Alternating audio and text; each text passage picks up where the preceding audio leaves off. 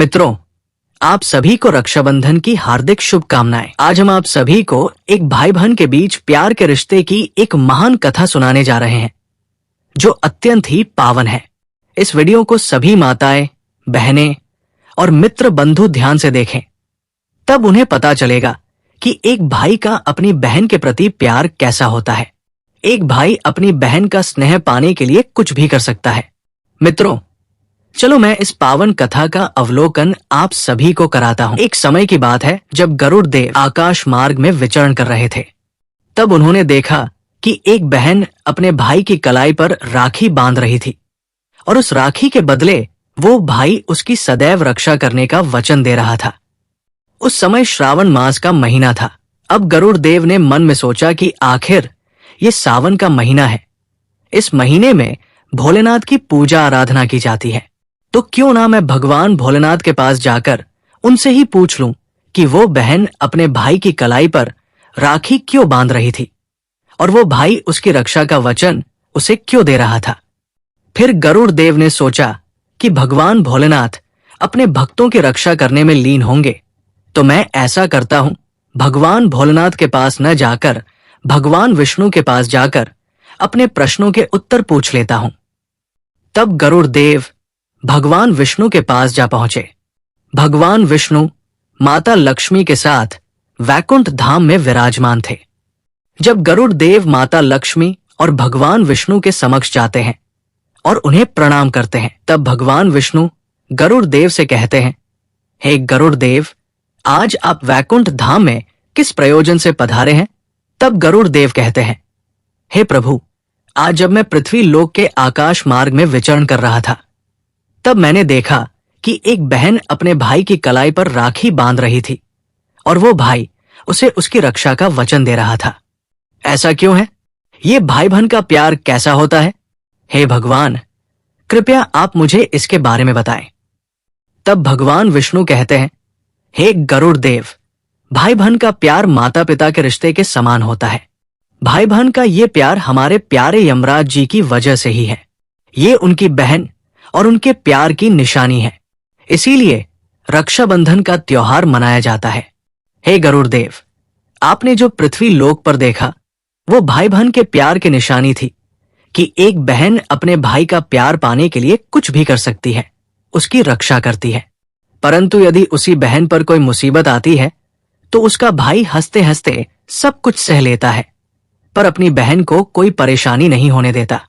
हे गरुड़ देव, मैं आपको रक्षाबंधन की एक अत्यंत महत्वपूर्ण कथा सुनाता हूं, जिसे सुनने के बाद आपको पूर्ण रूप से ज्ञात हो जाएगा कि एक भाई का अपनी बहन के प्रति प्यार कैसा होता है। तब गरुड़ देव कहते हैं, हे भगवान, मुझे उस कथा को सुनाएं। अब मुझसे किंचित मात्र भी रुका नहीं जा रहा है। तब भगवान विष्णु कहते हैं, हे गरुड़ देव, इतना उतावलापन ठीक नहीं होता, क्योंकि जो कोई कथा को पूर्ण रूप से सुनता है, उसे इस कथा को सुनने मात्र से कल्याण हो जाता है, और जो भी इस वीडियो को दूसरों के साथ साझा करता है, उसकी सभी मनोकामनाएं पूर्ण हो जाती है। भगवान विष्णु की बात सुनकर गरुड़ देव कहते हैं, हे भगवान, आप उस कथा को सुनाएं। मैं पूरे मन लगन के साथ उस कथा को सुनूंगा। अब भगवान विष्णु कहते हैं, हे गरुड़ देव, आज मैं तुम्हें एक अमीर बहन और गरीब भाई की कथा सुनाता हूं। आज की कथा सुनकर तुम्हें पता चल जाएगा कि एक भाई और बहन का रिश्ता कैसा होता है और हर एक बहन और भाई को अपना रिश्ता कैसे निभाना चाहिए। साथ ही साथ तुम्हें आज की इस कथा में जानने को मिलेगा कि आखिर मनुष्य गरीब क्यों हो जाता है, वो कौन से कार्य हैं जिनकी वजह से मनुष्य गरीब हो जाता है, आखिर मनुष्य द्वारा किए गए ऐसे कौन से काम होते हैं जिन्हें करने से मनुष्य निर्धन हो जाता है और गरीबी के दलदल में फंसता चला जाता है। माइथोलॉजी स्टोरी यूट्यूब चैनल को सब्सक्राइब करें और इस कथा का आनंद लें। अब भगवान विष्णु कथा को सुनाना आरंभ करते हैं और कहते हैं, हे गरुड़ देव, बहुत पुराने समय की बात है। किसी नगर में एक बहुत ही धनवान मध्यम वर्ग का एक किसान रहता था। उस किसान के घर में 2 जुड़वा संतानें पैदा हुई थी। उन दोनों जुड़वा संतानों में से एक पुत्र था और दूसरी संतान पुत्री थी। उस किसान ने अपने पुत्र का नाम रमेश रखा और अपनी पुत्री का नाम सुमन रखा। इधर जब एक समय के बाद उस किसान की संतानें बड़ी हुई तो उन दोनों की आयु धीरे धीरे एक दिन विवाह के योग्य हो गई। तब किसान को अपने बच्चों के विवाह की चिंता सताने लगी। एक दिन किसान किसी कार्य से अपने पड़ोस के एक शहर में जाता है। वो एक व्यापारी के घर गया हुआ था। वहां पर उसे उस व्यापारी का पुत्र पसंद आ जाता है। अब घर आकर वो ये बात अपनी पत्नी से बताता है और उस व्यापारी के पुत्र के साथ अपनी बेटी सुमन का विवाह कर देता है। उसने जितना हो सका अपनी पुत्री के विवाह में कोई कमी नहीं छोड़ी।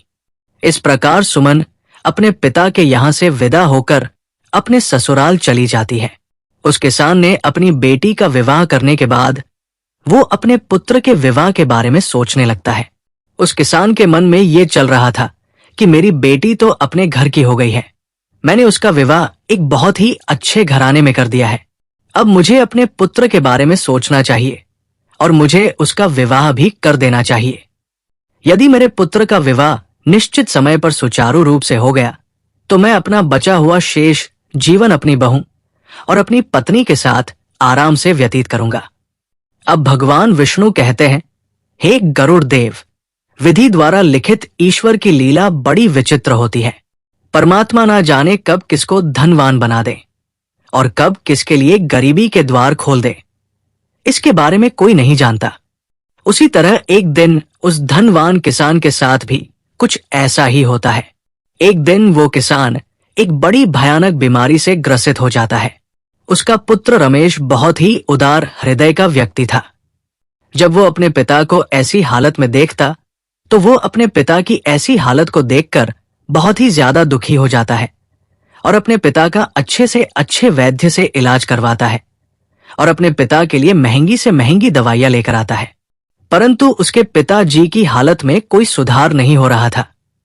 धीरे धीरे करके उस किसान की सारी धन संपत्ति पिता के इलाज में चली जाती है। इस प्रकार अपने पिता का इलाज कराते हुए वो किसान का पुत्र रमेश अब बहुत ही गरीब हो जाता है। इतना इलाज करने के बावजूद भी उसके पिता की हालत में किसी भी प्रकार का कोई सुधार नहीं हो रहा था। जब कोई भी दवाई उस किसान की बीमारी में काम नहीं करती है तो एक दिन वो किसान अपने बेटे रमेश को अपने पास बुलाता है और अपने बेटे रमेश से कहता है, हे पुत्र, जब भी कोई काम मनुष्य के सामर्थ्य से बाहर हो जाए या फिर उस काम का कोई समाधान न मिले तो फिर ऐसे समय में उस काम को ईश्वर के भरोसे छोड़ देना चाहिए। इसलिए पुत्र, अब तुम मेरी चिंता छोड़ो और तुम अब अपने भविष्य के बारे में सोचो। मेरा क्या है, आज नहीं तो कल मुझे इस संसार को छोड़कर जाना ही है। हे पुत्र, मैंने अपनी जिंदगी को बहुत अच्छे से जिया है। मैं भगवान का धन्यवाद करता हूं कि मुझे तुम्हारे जैसा पुत्र मिला है।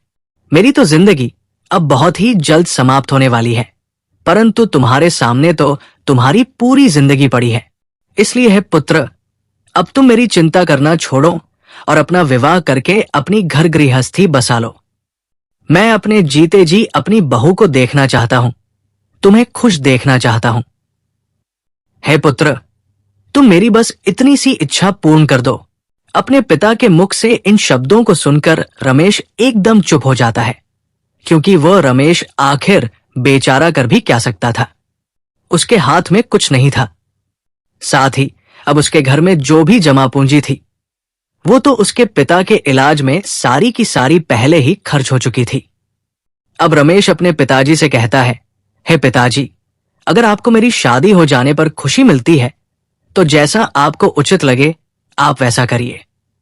इसके बाद वो गरीब किसान अपने पुत्र रमेश की शादी एक गरीब घर की कन्या से करवा देता है।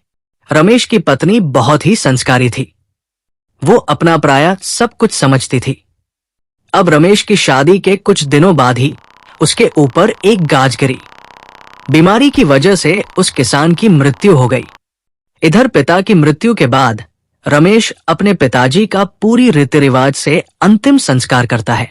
रमेश के पास जो कुछ खेत खलिहान था वो सब कुछ पिता की बीमारी के इलाज में पहले ही जा चुका था और अब रमेश के पास जो कुछ भी जमा पूंजी बची हुई थी वो उस पूंजी से अपने पिता का अंतिम संस्कार और प्रीति भोज करने में समाप्त हो जाती है। इस प्रकार रमेश अब और भी ज्यादा गरीब हो जाता है। मित्रों, जब रमेश एक दिन बिल्कुल ही कंगाल हो जाता है तो वो गांव के बाहर जाकर अपनी पत्नी के साथ एक झोपड़ी बनाकर रहने लगता है। रमेश पहले से ही मेहनती तो था ही, अब वो दूसरों के खेतों में मेहनत मजदूरी करके अपना और अपनी पत्नी का पेट पालने लगता है। इधर बहन को जब पता चला कि उसके पिता की मृत्यु हो गई है तो वो भी दुखी हो जाती है। साथ ही उसे जब ये पता चलता है कि उसके भाई ने अपने पिता की सारी पूंजी को उनके इलाज में खर्च कर दिया है, तो रमेश की बहन सुमन, जिसका विवाह एक धनी व्यापारी के घर में हुआ था, उसे जब अपने भाई की स्थिति के बारे में पता चलता है तो वो धनवान बहन अपने गरीब भाई से घृणा करने लगती है। मित्रों, अब भगवान विष्णु कहते हैं, हे गरुड़ देव, कलयुग का प्रत्येक मनुष्य धन का लोभी होता है। जैसे वो रमेश की बहन रमेश के पास धन ना देखकर अपने ही सगे भाई से घृणा करने लगी। वो मन में सोचने लगी कि मेरा भाई अब तो बिल्कुल ही कंगाल हो चुका है, उसका घर जमीन सब बिक चुका है और अब उसके पास में एक फूटी कौड़ी भी नहीं बची है। यदि वो ऐसी हालत में मेरे ससुराल आता है तो उसे देखकर मेरी नंदे और जेठानियां मेरा बड़ा ही अपमान करेंगी और मेरा मजाक बनाएंगी कि तेरे मायके वाले तो बिल्कुल ही कंगाल है। अब ऐसे में मेरे ससुराल में मेरी बहुत ही ज्यादा बदनामी हो जाएगी, अपनी बेइज्जती ना हो, इस डर से वो सुमन अपने सगे भाई से रिश्ता तोड़ देती है। वो बहन अपने भाई के लिए इतनी निर्दय हो जाती है कि वो सुमन अपने पिता की पैरवी पर नहीं जाती है और ना ही अपने भाई का हाल पूछती है और ना ही सुमन अपने भाई को अपने ससुराल बुलाती है और ना ही कभी अपने भाई के घर जाती है। जब रमेश को सुमन के ऐसे बर्ताव के बारे में पता चला तो अब रमेश को धीरे धीरे अच्छी तरह से पता हो जाता है कि अब मेरी प्यारी सी मुस्कान वाली जो बहन हुआ करती थी, वही बहन आज मुझसे नफरत क्यों कर रही है। इसलिए रमेश भी अपनी बहन के ससुराल कभी नहीं जाता है। इस प्रकार सुमन तो बड़े ऐशो आराम के साथ अपने ससुराल में अपनी जिंदगी गुजार रही थी, परंतु रमेश मेहनत मजदूरी करने के बाद भी अपनी पत्नी के साथ झोपड़ी में रहकर किसी तरह से अपने जीवन के दिन काट रहा था। अब भगवान विष्णु कहते हैं, हे गरुड़ देव, ऐसे ही करते करते कुछ साल गुजर जाते हैं। इन बीते हुए सालों में रमेश को एक पुत्र हुआ और वो पुत्र कब 15 साल का हो गया उसे पता ही नहीं चला। इधर अब सुमन की भी संतानें बड़ी हो चुकी थी। कुछ साल गुजरने के बाद एक दिन रमेश की बहन सुमन के लड़के का विवाह तय हो जाता है, लेकिन सुमन ने अपने भाई को निमंत्रण का आमंत्रण नहीं दिया। जब रमेश को इस बात का पता चलता है कि उसके भांजे की शादी होने वाली है तो इस बात को सुनकर रमेश बहुत ही प्रसन्न हो जाता है और अपनी पत्नी के पास जाकर इस बात की खबर देता है। वो अपनी पत्नी से कहता है, हे प्रिय, मेरी प्यारी बहन के पुत्र, मेरे भांजे का विवाह तय हो गया है, हमें वहां चलना चाहिए। रमेश की पत्नी का नाम कल्याणी था। जब रमेश अपनी पत्नी कल्याणी को ये बातें बताता है कि मेरी बहन के बेटे की शादी है और हम सभी को बहन के घर जाना है, तब कल्याणी को इस बात की जानकारी होती है कि ननद के बेटे की शादी है। वो इस बात को सुनकर अत्यंत ही खुश हो जाती है। अब वो सोचने लगती है, चलो इसी बहाने से सही, कम से कम मैं अपनी ननद से जाकर मिल तो आऊंगी और उसके घर को देख आऊंगी। कल्याणी खुश होकर अपने पति से कहती है, हे पतिदेव, मैं आपके साथ जरूर चलूंगी, लेकिन पहले मुझे ये बताओ, क्या हमारी प्यारी ननद ने हमारे लिए निमंत्रण पत्र भेजा है या नहीं?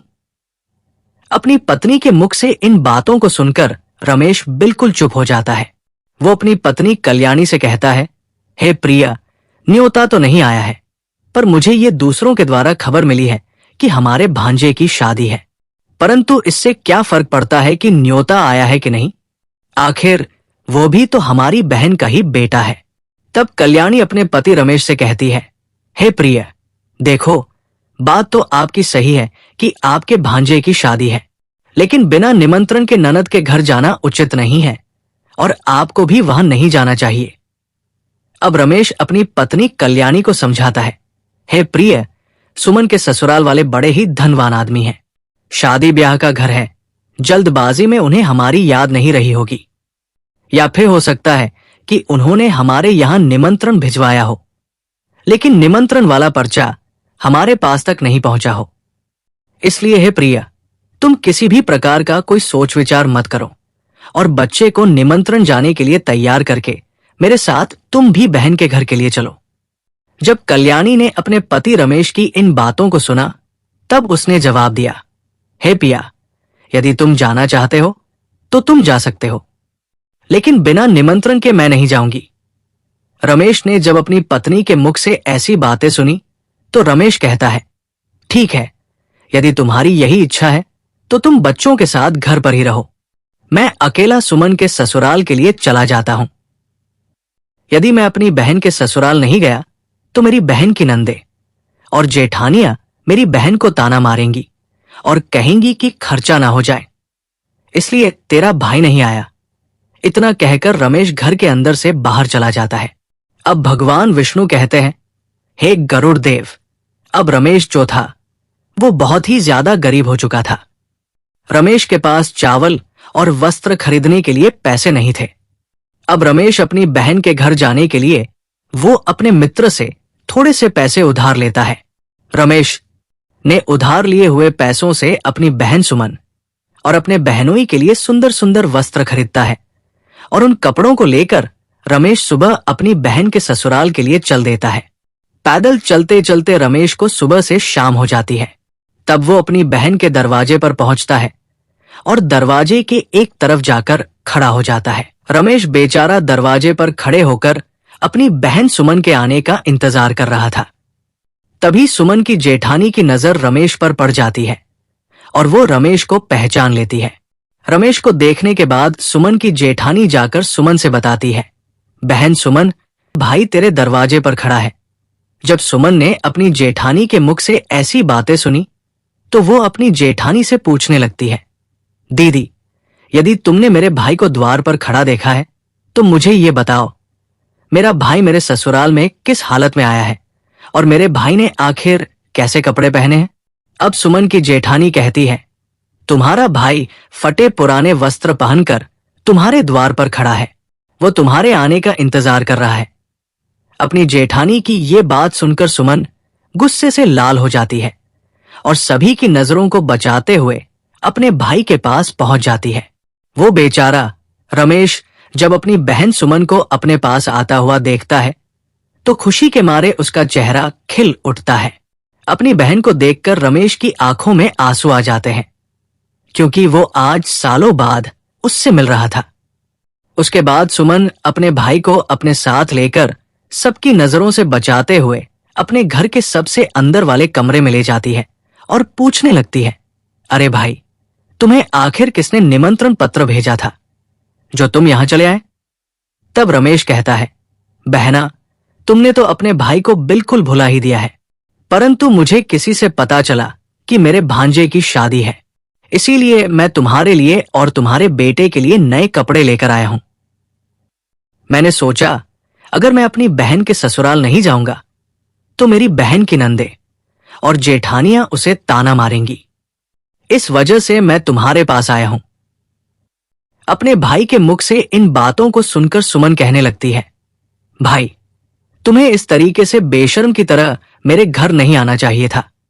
तुम इस तरीके से फटे पुराने कपड़े पहनकर मेरे घर तक चले आए। ये मेरे लिए बड़े लज्जा की बात है। कम से कम अपनी नहीं तो मेरी इज्जत, मेरे मान सम्मान का ख्याल तो किया होता। आखिर तुम्हारी तो कोई इज्जत नहीं, कम से कम तुमने हमारी इज्जत के बारे में तो सोचा होता। मेरा विवाह एक ऊंचे कुल में हुआ है, इस वजह से तुम्हें ऐसे बनकर नहीं आना चाहिए था। जब रमेश अपनी बहन सुमन के मुंह से ऐसे कटु शब्द सुनता है तब उस मजबूर भाई का कलेजा छलनी हो जाता है। अब भगवान विष्णु कहते हैं, हे गरुड़ देव। तब रमेश अपनी बहन के पैरों में गिरकर माफी मांगने लगता है। रमेश कहता है, हे बहन, मुझे क्षमा कर दो। मुझे नहीं पता था कि मेरी वजह से यहां तुम्हारी बदनामी होगी। मैं तो हमेशा से यही चाहता हूं कि तुम्हारी बदनामी ना हो, तुम्हारी नंदे और जेठानियां तुम्हें ताना ना मारे। इसीलिए तो मैं तुम्हारे लिए नए वस्त्र लेकर आया हूं। यदि मुझे ये बातें पहले ही पता होती कि तुम मेरी वजह से इतनी आहत हो जाओगी कि तुम्हें मेरे आने से इतना बुरा लगेगा, तो मैं तुम्हारे दरवाजे पर कभी नहीं आता। मैं तो ये सोचकर आया था कि मेरे भांजे की शादी है, यदि मैं नहीं पहुंचा तो मेरी बहन की नंदे और जेठानियां मेरी बहन को ताने मारेंगी। जब रमेश ने इतनी सारी बातें बोली तो सुमन को रमेश की इन बातों को सुनकर गुस्सा थोड़ा सा शांत हो जाता है। तब वो रमेश से कहती है, चलो जब तुम आ ही गए हो तो मेरी एक बात तुम कान खोलकर सुन लो। जब तक मेरे बेटे की शादी नहीं हो जाती तब तक इस जगह पर बंद रहना और भूलकर भी इस कमरे से बाहर निकलने की गलती मत करना, वरना तुम्हें देखकर लोग कहेंगे सुमन का भाई तो भिखारी है, और मैं ये नहीं चाहती कि मेरी गरीबों में गिनती हो। और जब सभी मेहमानों के लिए भोजन बन जाएगा तो मैं तुम्हें भोजन की थाली इस कमरे में पहुंचा दूंगी। तुम भोजन खाकर चुपचाप पिछले दरवाजे से अपने घर को चले जाना। रमेश कहता है, ठीक है बहना, मैं आज रात को ही तुम्हारे घर से अपने गांव के लिए चला जाऊंगा, मगर मेरी तुमसे एक विनती है। मैं तुम्हारे लिए और जीजा जी के लिए जो कपड़े लाया हूं, तुम उन कपड़ों को रख लो, उन्हें मैं तुम्हारे लिए बड़े प्यार से लाया हूं। सुमन ने अपने भाई से कपड़ों को ले लिया और चुपचाप कमरे के बाहर चली आई, और जाते समय बाहर से उस कमरे की कुंडी लगा जाती है ताकि रमेश बाहर ना आ सके। रमेश उस कमरे में बैठकर अपनी बहन के वापस आने का इंतजार करने लगता है। अब भगवान विष्णु कहते हैं, हे गरुड़ देव। इधर रमेश उस कमरे में बैठा हुआ अपनी बहन के लौटने का इंतजार कर रहा था कि मेरी बहन मुझे भोजन खिलाने के लिए लौटकर वापस आती ही होगी। आज तो मुझे स्वादिष्ट भोजन खाने को मिलेगा। परंतु रमेश को क्या पता था कि वो निर्मोही बहन अपने भाई को उस कमरे में बंद करके अपने घरेलू काम धंधे में लग चुकी है और भाई के लिए भोजन देना भूल चुकी है। रमेश की बहन सुमन शादी के काम धंधे में इतनी ज्यादा खो जाती है कि अब उसे याद ही नहीं रहता कि उसका भाई उसी के यहां एक कमरे में बंद है और वो मेरे लौटने का इंतजार कर रहा है। सुमन सारा काम करती गई और शादी पूर्ण रूप से संपन्न हो गई। अब सुमन एक बड़े घराने की बहू थी, तो उसका घर भी बहुत बड़ा था। सुमन ने अपने भाई को सबसे पीछे वाले रूम में बंद किया था। एक बात और थी कि उधर कोई आता जाता भी नहीं था। अब जैसे जैसे समय बीतने लगता है, भूख प्यास की वजह से रमेश अब छटपटाने लगता है और उसकी हालत भी खराब होने लगती है।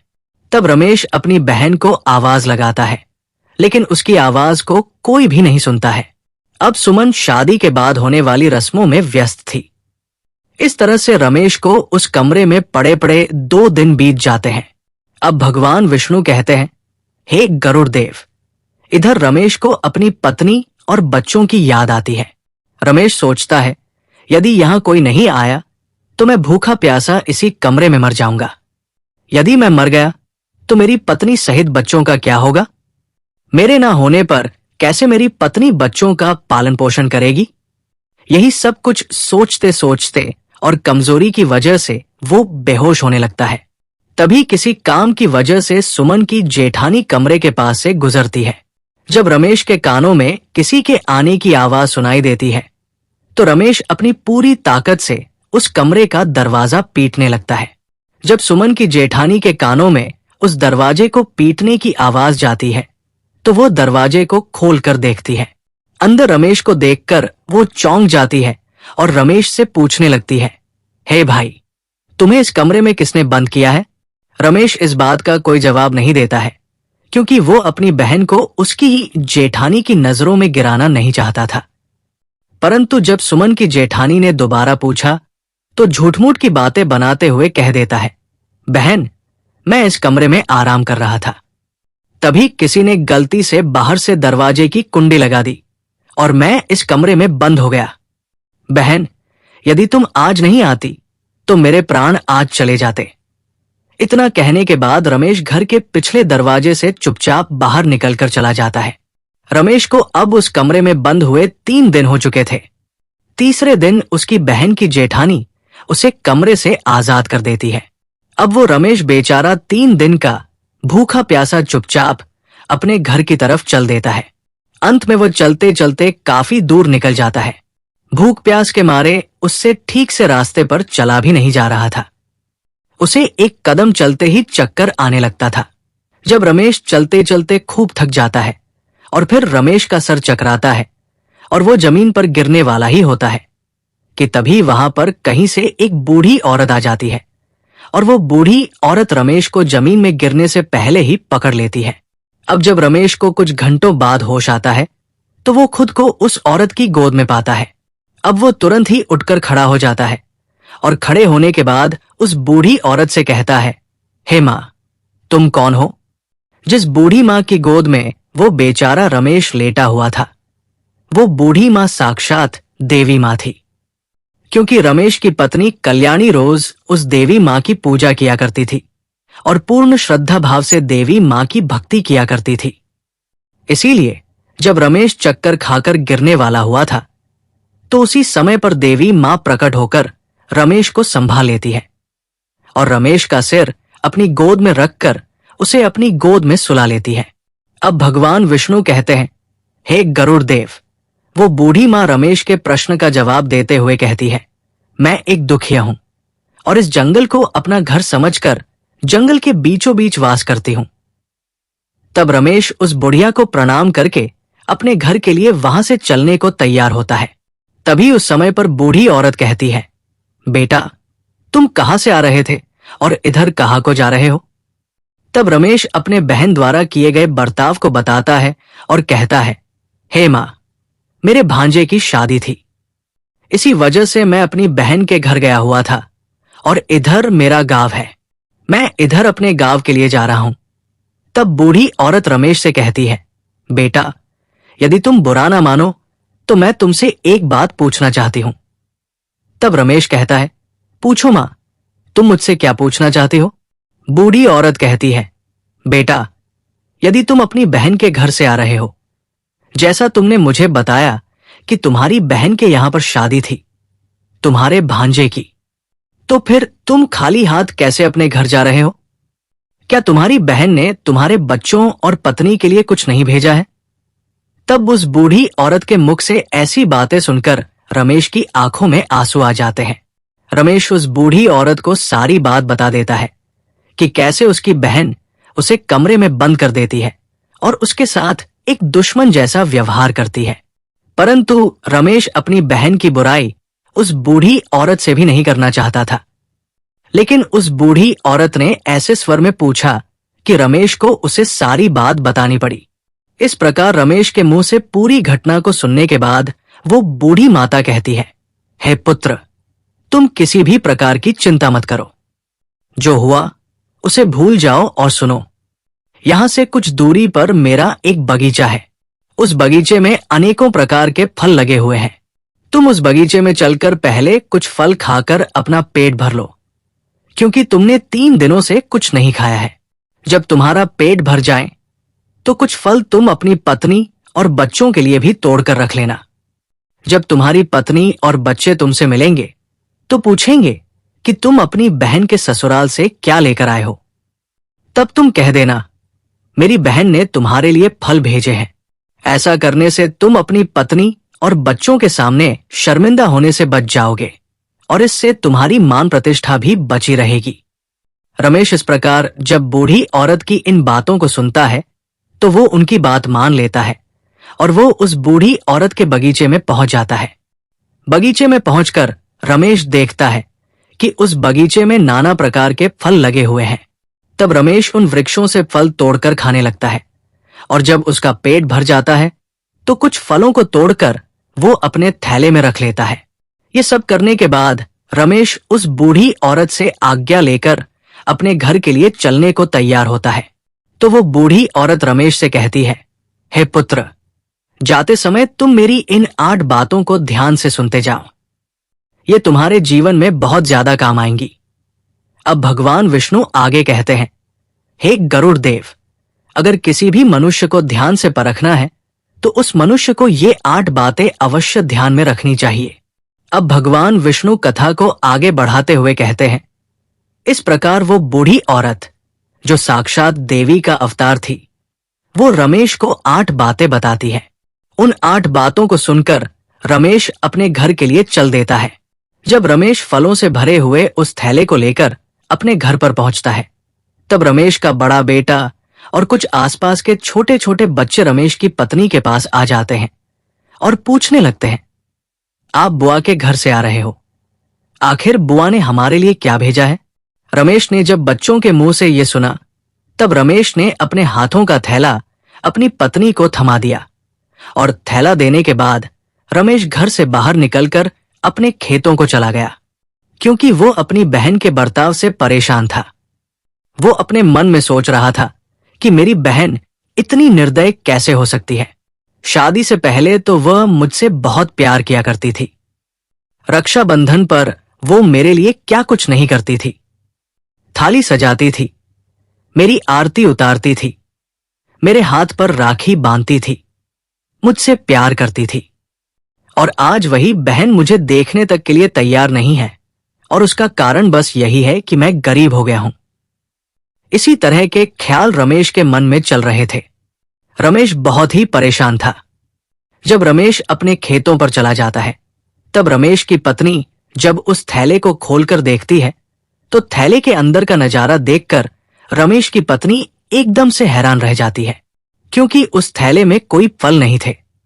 कल्याणी थैले में देखती है कि वह थैला पूरा सोने चांदी के रूप में बने फलों से भरा हुआ है। रमेश जो फल लाया था उसमें से कुछ अनार भी थे। जब कल्याणी ने अनार को फोड़ा तो अनार के फलों से हीरे निकलते हैं। ये सब देखकर कल्याणी बहुत खुश हो जाती है। उसे कुछ समझ नहीं आ रहा था कि ये कैसे हो रहा है। वो भागी भागी अपने पति के पास पहुंचती है और अपने पति के पास खेतों में पहुंचकर अपने पति से कहती है, हे प्रिय, तुम तो शादी में गए थे, तुम लेकर क्या आए हो? तुम्हारी बहन ने तुम्हें क्या दिया है? अपनी पत्नी की इन बातों को सुनकर रमेश सोचने लगता है कि शायद जो उस बूढ़ी औरत ने मुझे जो फल दिए थे, वो फल मेरी पत्नी को पसंद नहीं आए होंगे, इसीलिए मेरी पत्नी मुझसे ऐसी बात पूछ रही है। मुझे तो अपने बच्चों के लिए लड्डू पेड़ा लेकर आना चाहिए था, या फिर उनके लिए कुछ वस्त्र लाने चाहिए थे। तब रमेश अपनी पत्नी से कहता है, हे प्रिय, मेरी बहन ने जो कुछ मुझे दिया है वो मैंने लाकर तुम्हें दे दिया। अब जो कुछ भी थैले में है उसे ही बच्चों में बांट कर दे दो। रमेश की बात सुनने के बाद उसकी पत्नी कहती है, हे प्रिया, पहले तुम घर के अंदर चलो और घर पर चलकर देखो तो कि तुम्हारी बहन ने तुम्हारे लिए क्या भेजा है। ये कहकर कल्याणी अपने पति के हाथ को पकड़कर अपने घर के भीतर ले जाती है और अपने पति से कहती है, इसे जरा देखिए तो सही, आखिर हमारी ननद ने हमारे लिए क्या भेजा है। और इतना कहकर कल्याणी रमेश के सामने थैले को पलट देती है। थैला पलटते ही अंदर से हीरे मोती, सोना चांदी निकलते हैं। कल्याणी कहती है, आखिर हमारी ननद ने तो हमारा भाग्य ही बदल दिया है। उन्होंने फलों में छुपाकर हमें हीरे मोती भेजे हैं। जब ये नजारा रमेश देखता है तो उसे समझ आ जाता है कि मुझे जो रास्ते में बूढ़ी औरत मिली थी वो कोई साधारण औरत नहीं थी। वो बूढ़ी औरत कोई देवी मां थी। उन्हीं की वजह से ये हुआ है। मेरी बहन ने तो मुझे कुछ नहीं दिया था। वो इस बारे में अपनी पत्नी से कुछ भी नहीं बताता है। रमेश मन ही मन उस बूढ़ी औरत का धन्यवाद करता है। अब इस प्रकार रमेश को बहुत सारा धन मिल जाता है। रमेश पहले से भी ज्यादा अब धनवान बन जाता है।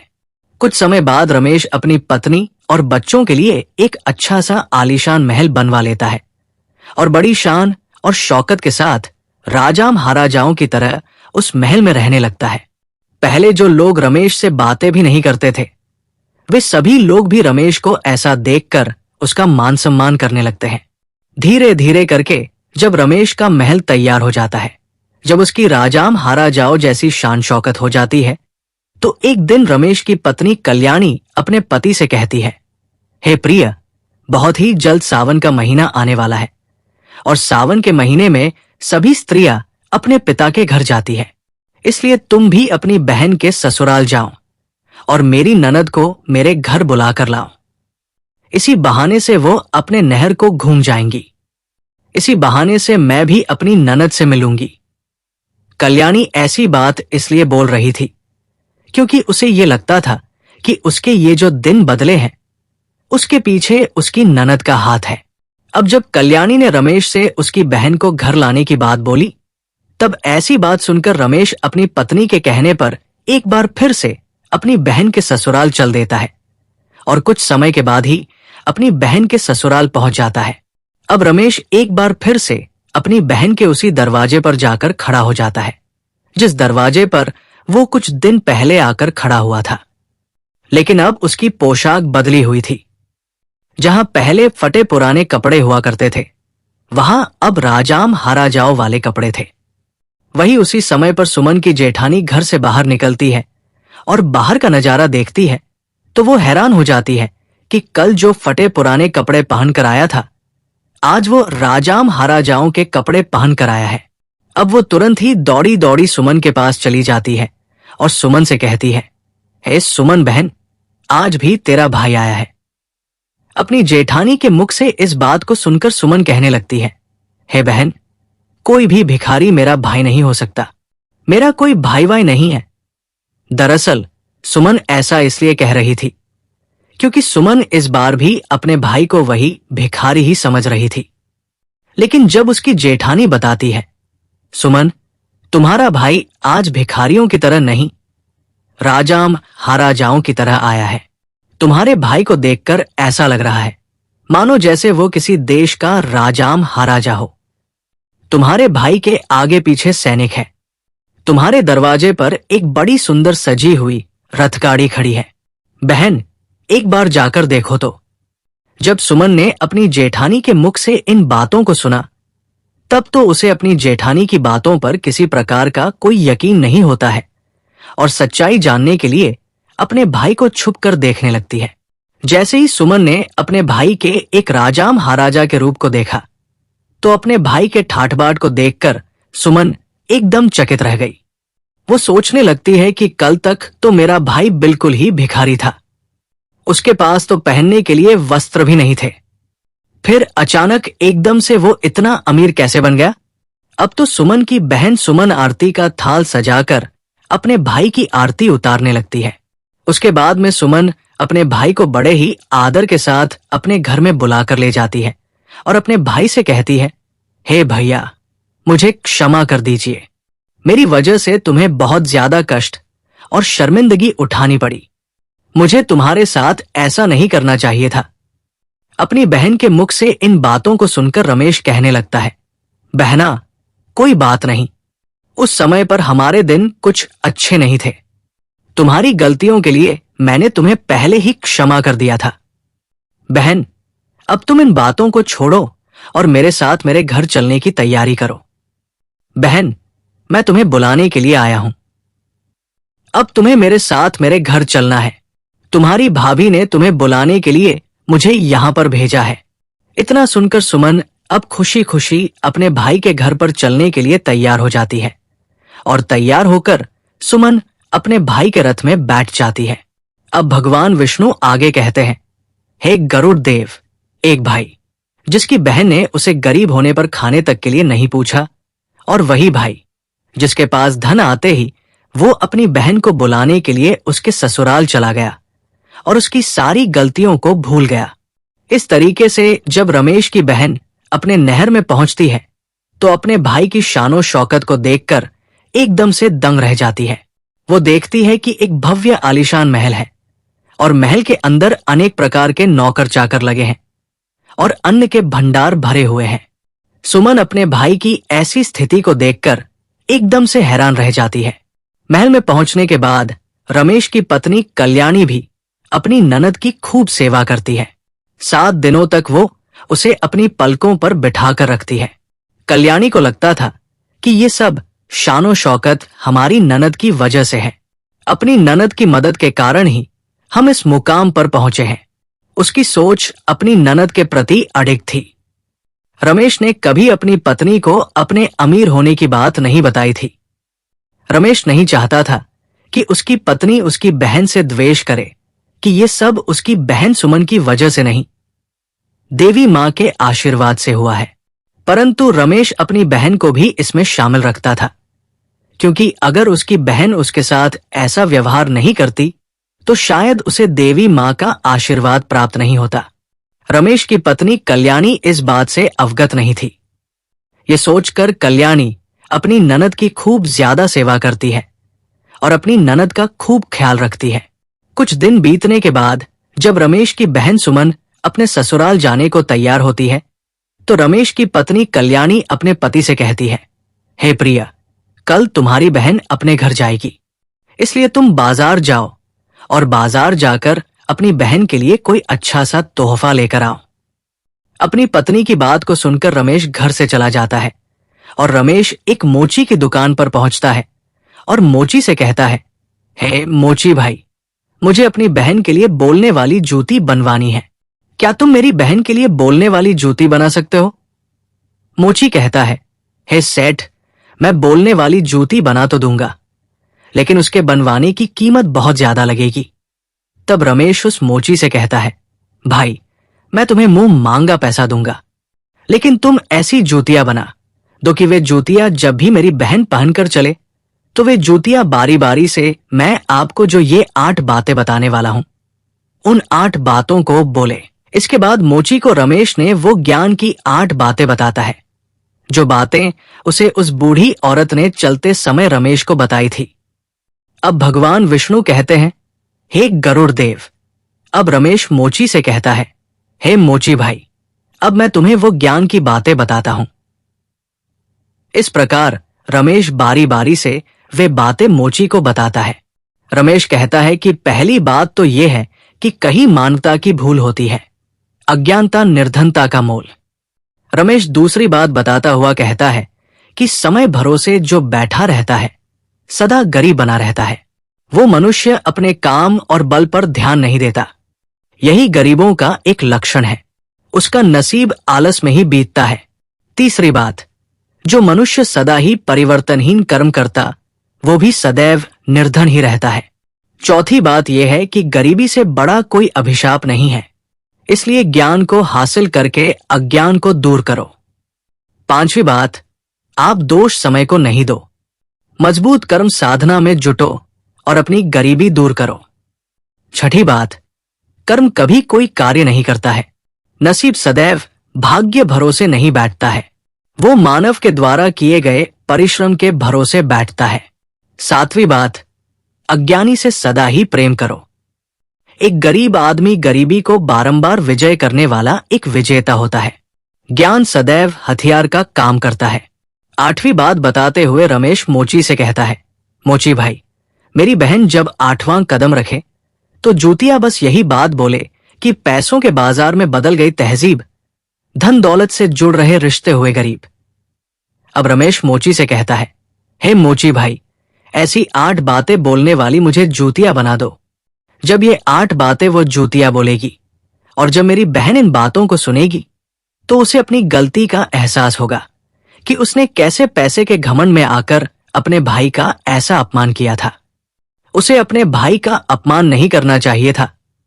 रमेश उस मोची से अपनी बहन के लिए हीरे मोतियों से जड़ी हुई सोने और चांदी की जूतियां बनवाता है और उन जूतियों को ले जाकर अपनी बहन के लिए उपहार स्वरूप दे देता है। सोने चांदी की जूतियों को देखकर सुमन का चेहरा एकदम खिल सा जाता है, क्योंकि वो धन की लोभी तो पहले से ही थी। इस वजह से सोने चांदी हीरे जवाहरात की जूतियां देखकर उसके मन में और लालच आया।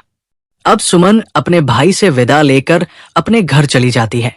जब सुमन अपने ससुराल पहुंच जाती है तो सुमन की नंदे और जेठानियां पूछने लगती है, हे सुमन, तुम अपने भाई के घर से आए हो, तुम्हारे भाई ने तुम्हें क्या उपहार दिया है? तब सुमन अपनी नंदों, जेठानियों तथा अपने सास ससुर और अपने नंदोई जेठ को अपने भाई के द्वारा दी हुई भेंट दिखाती है और वो कहती है, देखो, मेरे भाई ने मुझे सोने चांदी से जड़ी हुई, हीरे मोती से जड़ी हुई ये जूतियां दी है। तब सुमन उन जूतियों को पहनकर चलकर दिखाती है। जैसे ही सुमन उन जूतियों को पहनकर चलती है तो जूतियां बोलती है कि पैसों के बाजार में बदल गई तहजीब, धन दौलत से जुड़ रहे रिश्ते हुए गरीब। जब सुमन इस बात को सुनती है तो उसका सर शर्म से नीचे झुक जाता है और अपने भाई को याद करके एकदम से रोने लगती है। जब सुमन का ऐसे लटका हुआ मुंह उसकी नंदे और जेठानियां देखती है तो वे पूछती है, सुमन, आखिर क्या हुआ जो तुम अचानक से रोने लगी? तो सुमन अपनी नंदों और जेठानियों को सारी बातें बताती है। हे बहन, मैंने पैसों के घमंड में आकर अपने भाई को कितना भला बुरा कहा था। मैंने अपने भाई को एक गिलास पानी तक नहीं पूछा था। आज देखो, मेरे भाई ने मुझे कितनी कीमती जूतियां बनवा कर दी है। अब तो मुझे अपने आप से घृणा होने लगी है। मैं तो जीना नहीं चाहती। तभी सुमन की जेठानी उसे समझाने लगती है, हे बहन, जो भी कुछ हुआ उसे भूल जाओ। आगे से याद रखना, कभी किसी के साथ ऐसा बर्ताव मत करना, क्योंकि जो व्यक्ति धन दौलत का घमंड करता है उससे माता लक्ष्मी हमेशा के लिए दूर चली जाती है। इसलिए मेरी ये बातें तुम सदा याद रखना। इस तरीके से सुमन की जेठानी सुमन को समझाती है, जिससे अब सुमन भी प्रेम व्यवहार के साथ सबसे पेश आने लगी थी। अब भगवान विष्णु कहते हैं, हे गरुड़ देव, भाई बहन का प्यार अमोघ होता है। उसमें यदि एक समय के लिए दरार आ भी जाती है तो कुछ समय पश्चात वो पुनः भर जाती है। जैसे रमेश और उसकी बहन सुमन के बीच की दरार भर गई। रमेश की पत्नी कल्याणी की वजह से रमेश पुनः एक धनवान व्यक्ति बन पाया और बहन की आंखों पर जो माया की एक धुंधली पट्टी चढ़ गई थी, वो भी रमेश ने उन बोलने वाली जूतियों के माध्यम से हटा दी। अंत में सब ठीक ही होता है। अगर कोई किसी चीज को दिल से चाहे तो ईश्वर सदैव ही उस कार्य को करने में उसकी मदद करते हैं। अब गरुड़ देव कहते हैं, हे प्रभु, आपने मुझे जो ये कथा सुनाई है, ये कथा सद्गुण संपन्न है। आपका मुझे इस कथा का अवलोकन करने के लिए धन्यवाद। मित्रों, आपको हमारे वीडियो के द्वारा दिया गया ज्ञान कैसा लगा? कृपया हमें कमेंट करके अवश्य बताएंगे। साथ ही आप सभी से विनम्र निवेदन है कि हमारे चैनल को भी सब्सक्राइब अवश्य कर लें और जितना हो सके इस वीडियो को शेयर करें ताकि सभी को इसके बारे में पता चल सके। मित्रों, वीडियो को यहां तक देखने के लिए आप सभी का दिल से धन्यवाद।